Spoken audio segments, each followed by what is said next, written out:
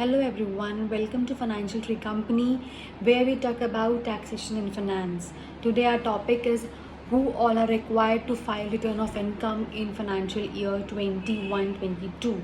21-22 में कौन कौन से ऐसे लोग हैं जिनको रिटर्न फाइल करना मैंडेटरी है। पहले बहुत ही शॉर्ट लिस्ट हुआ करती थी उन लोगों की जिनको रिटर्न फाइल करना मैंडेटरी हुआ करता था।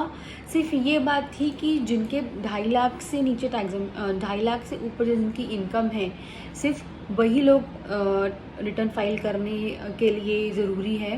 But now government has made a long list in which it has included more persons who are required to file return of income because in so much population which exists in India, only few are filing returns of income and rest are saving less or are evading the tax, and government want to catch them. So here is a long list of the persons who are required to file return of income. Firstly, उनकी income जो 2.5 लाख से ऊपर है, 2.5 लाख से ऊपर जिनकी income है उनको कंपलसरी रिटर्न ऑफ फाइल करना मैंडेटरी है। ये जो 2.5 लाख की इनकम है ये साल भर की इनकम है। इट्स ऑफ फाइनेंशियल ईयर 21-22, यानी फाइनेंशियल 21-22 में 2.5 लाख से ज़्यादा जिनकी इनकम होगी उनको रिटर्न फाइल करना मैंडेटरी है। दूसरा, ऐसे पर्सन्स जो कि फाइनेंशियल इंटरेस्ट कोई भी एंटिटी में बाहर अपना बेनिफिशियल इंटरेस्ट रखते हैं या फाइनेंशियल इंटरेस्ट रखते हैं, बेनिफिशियल ओनर है या फिर बेनिफिशरी है। यानी ये जो क्लॉज लाया गया था ये इसलिए लाया गया था क्योंकि इंडिया से जो मनी है वो बाहर, इंडिया के बाहर पार्क किया जा रहा था और वहाँ पे जो एंटिटीज़ थे वो फॉर्म करके वहाँ पे इंडिया से बाहर मनी पार्क किया जा रहा था, लेकिन इंडिया में उसका टैक्स भरा नहीं जाता था। तो अगर कोई इंडिया का रेजिडेंट है और वो इंडिया के बाहर किसी भी एंटिटी में अगर फाइनेंशियल इंटरेस्ट होल्ड करता है या किसी एसेट का फाइनेंशियल ओनर है, बेनिफिशियल ओनर है या बेनिफिशरी है, बेनिफिशरी यानी वो ओनर नहीं है बट अल्टीमेट बेनिफिशरी वो है, तो उसको रिटर्न फाइल करना मैंडेटरी है। तीसरा, कैश डिपॉजिट से रिलेटेड 2 चीज़ों को लिया गया कि अगर आप करेंट अकाउंट में 1 करोड़ से ऊपर कैश डिपॉजिट करते हैं और सेविंग अकाउंट में 50 लाख या उससे ज़्यादा कैश डिपॉजिट करते हैं, करेंट अकाउंट में 1 करोड़ या उससे ज़्यादा, सेविंग अकाउंट में 50 लाख या उससे ज़्यादा कैश डिपॉजिट करते हैं, then you are compulsorily required to file return of income. Cash deposit एक ऐसा एरिया है जहाँ पे गवर्नमेंट सोचती है कि अगर आप बहुत ज़्यादा कैश डिपॉजिट कर रहे हो तो आप अपनी जो पुरानी सेविंग्स है, ब्लैक मनी है, उसको डिपॉजिट कर रहे हो, तो वहाँ पे रिटर्न्स के थ्रू उन एरियाज़ को कैच करना चाहती है। इसीलिए जो कैश डिपॉजिट करते हैं 1 करोड़ से ऊपर करंट अकाउंट में और 50 लाख से ऊपर सेविंग अकाउंट में, उनको रिटर्न फाइल करना मैंडेटरी है। नाउ अब एक्सपेंडिचर्स से रिलेटेड 2 चीज़ों को लिया गया। सबसे पहले, अगर आपका इलेक्ट्रिसिटी बिल 1 लाख से ऊपर आता है साल भर का तो आपको रिटर्न फाइल करना मैंडेटरी है। और यदि आपका जो फॉरेन ट्रैवल है वो आपने किया है या आपने किसी और के बदले में पे किया है 2 लाख या उससे ज़्यादा का, तो आपको रिटर्न फाइल करना मैंडेटरी है।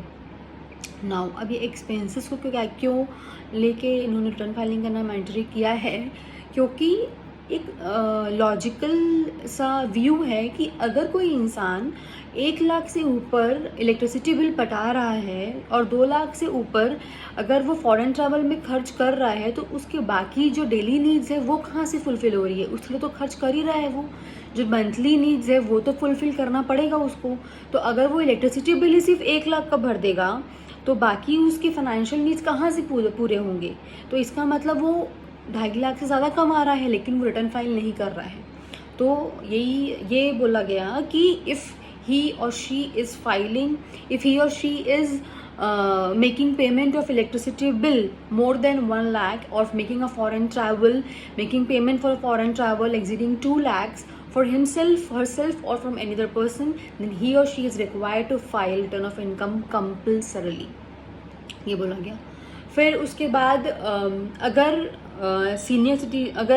TDS आपका डिडक्ट हुआ है, इन केस अगर आपका TDS डिडक्ट हुआ है 25,000 या उससे ज़्यादा, किसी भी साल में, या फिर अगर आप सीनियर सिटीज़न है जो कि रेसिडेंट इंडिविजुअल है, अगर उनका 50,000 से ज़्यादा टीडीएस डिडक्ट हुआ है तो उनको रिटर्न फाइल करना मैंडेटरी है।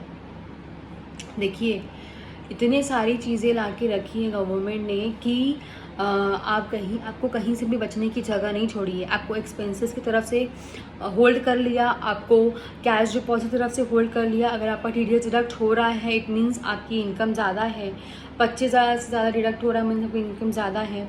तो उस केस में जहाँ जहाँ वो होल्ड कर सकते थे वहाँ उन्होंने होल्ड लगाया है। अब जहाँ 2.5 लाख की इनकम का एग्जेम्पशन लिमिट था, वहाँ पे सीनियर सिटीजन्स के लिए 3 लाख की इनकम है, 3 लाख से ज़्यादा अगर होगा तो उनको रिटर्न फाइल करना मैंडेटरी है।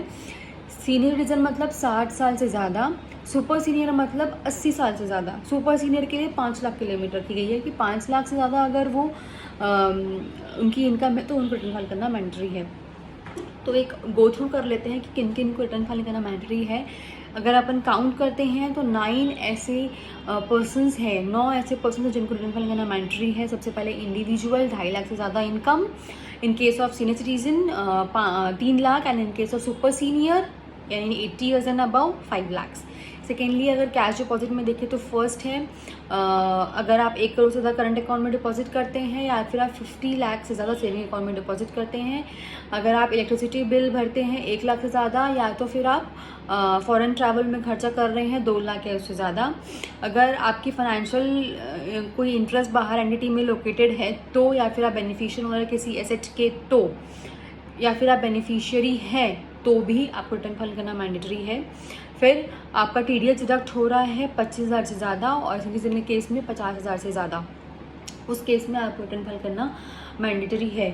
टर्नओवर के केस में बोला गया है, ये टर्नओवर के केस में भी बोला गया। टर्नओवर के केस में क्या बोला गया है कि अगर आपका टर्नओवर जो है, बिजनेस का टर्नओवर जो है 60 लाख से उससे ज़्यादा हो रहा है, इन केस 60 लाख या उससे ज़्यादा टर्नओवर हो रहा है तो आपको रिटर्न फाइल करना मैंडेटरी है। और अगर आपका प्रोफेशन से जो रिसीट्स है वो 10 लाख से ज़्यादा हो रहा है तो आपको रिटर्न फाइल करना मैंडेटरी है। हर जगह से होल्ड कर लिए हैं और इन लोगों को अब रिटर्न फाइल करना मैंडेटरी है। इन केस अगर आपने रिटर्न फाइल नहीं किया है और आप इन कैटेगरीज में फॉल कर रहे हैं, do contact your chartered accountants. We also provide these services. If you want to avail services from us, please do visit our website financialtrickcompany.com or mail us on companyfinancialtrickcompany.com. We are always there to help you. Thank you.